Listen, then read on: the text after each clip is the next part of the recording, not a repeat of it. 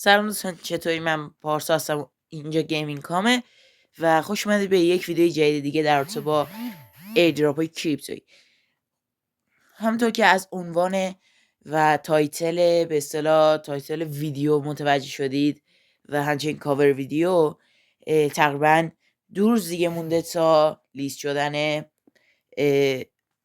ایلان ماسک یا همون ماسک ایمپر. نکنید این هم یه جورایی قضیهش مثل همستر هستش و شما یا مثلا مثل راکی ربیت، قضیهش مثل راکی ربیت هستش. نکنید شما 2 روز دیگه میتونید این توکن ها رو برداشت کنید و خرید فروشش رو انجام بدید و NFT هاتون هم همینطور هستش. نگاه کنید اینم مثل راکی ربیته و شما بستگی به اون تلاشی که داشتید، بستگی به اون توکنیه که جمع کردید، ببینید سهمتون چند داخل بازی، ببینید مثلا پروفیتتون چند هستش و ببین آقا آیا ارزش داره بیاید. چون دیگه اگر شما بیاید داخل قسمت ایردراپش 2 تا گزینه داره، یکیش ارسال تراکنش که باید نیم تن، حدود نیم تن باید بدید و یکیش هم وصل کردن کیف پول هستش. حالا این هم مثل راکی رابطه، اگر دوست داشتید میتونید نیم تن رو بدید و از ربات ایلان ماسک استفاده کنید، اگرم که نه میتونید ندید و دیگه البته توکناتون سوخت میشه و دیگه هیچ ربطی هم به سازنده این ربات نداره، چون خودش از قبل بهمون اعلام کرده.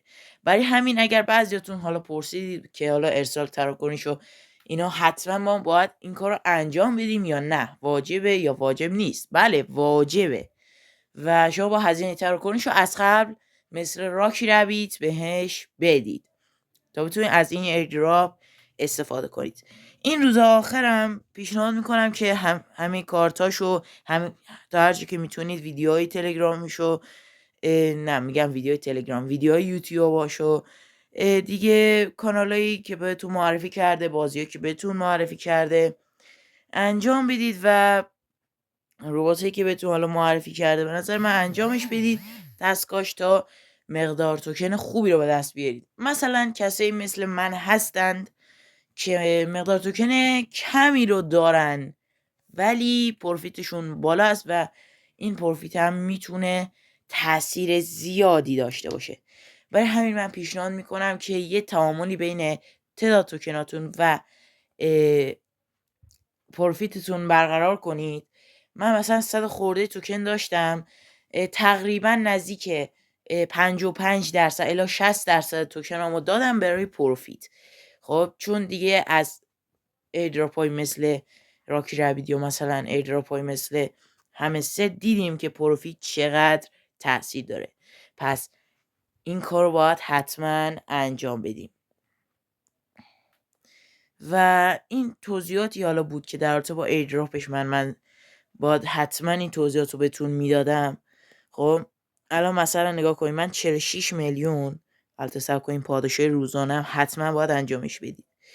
متاسفانه من نتونستم تا روز 28 روز 500 میلیون رو بگیرم، حالا بر اساس حالا مشغلهایی که داشتم نتونستم، ولی اکثرا گرفتید و توکناتون حالا بیش از 100 و خورده میلیون هستش و میتونید پروفیت نسبت خوبی رو جمع کنید.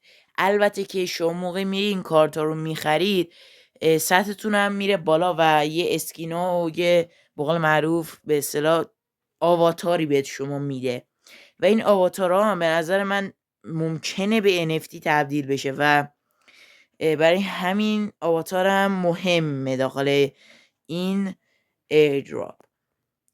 البته که شما با استفاده خرید و فروش NFT ها هنوز پاورجاست و میتونید NFT هاتون هم بفروشید و کار خیلی سختی هم نیستش و باز هم میتونید با استفاده از همین نبردهای روزانه بیاید و حالا مقدار توکین رو از همین مذاکرات و نبردهای روزانه به دست بیارید و کار خیلی سختی هم نیستش و همونطور که حالا مشاهده میکنید یه مبلغی رو بردم.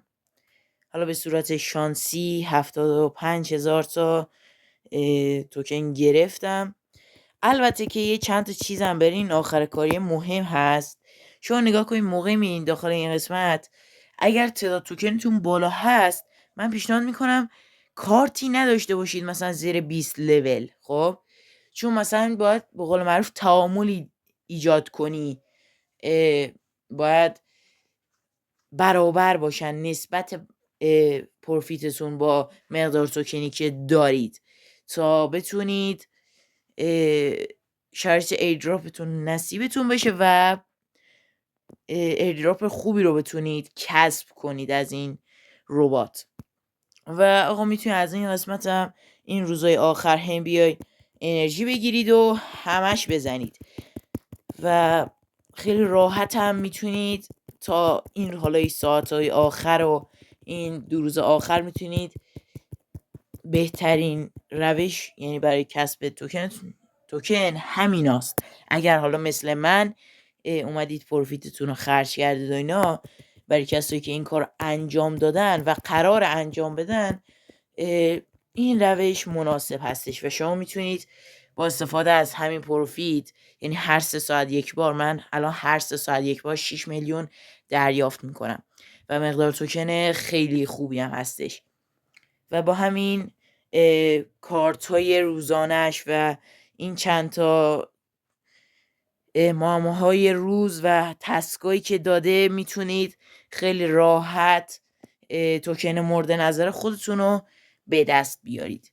و این هم حتما نکات کارتاتون هم یادتون نره، چون اگر حالا سطحتون زیاد بالا نباشه یا مثلا پروفیتتون هم زیاد بالا نباشه، ممکنه که فعلا که حالا البته چیز در رابطه با شرایطش بهمون نگفته، ولی ممکنه که پروفیت هم خیلی مهم باشه. برای همین حتما بیاین پروفیتتون رو بالا ببرید. خب دیگه بیشتر از این حرف اضافه هم نمیزنم. اگر سوالی چیزی داشتید میتونید بیاید ازم بپرسید، من به همه سوالاتون جواب میدم و امیدوارم از این ویدیو لذت برده باشید. خیلی ممنونم که تا این ثانیه ویدیو منو تماشا کردید. من با شما تا ویدیو بعدی خداحافظی میکنم.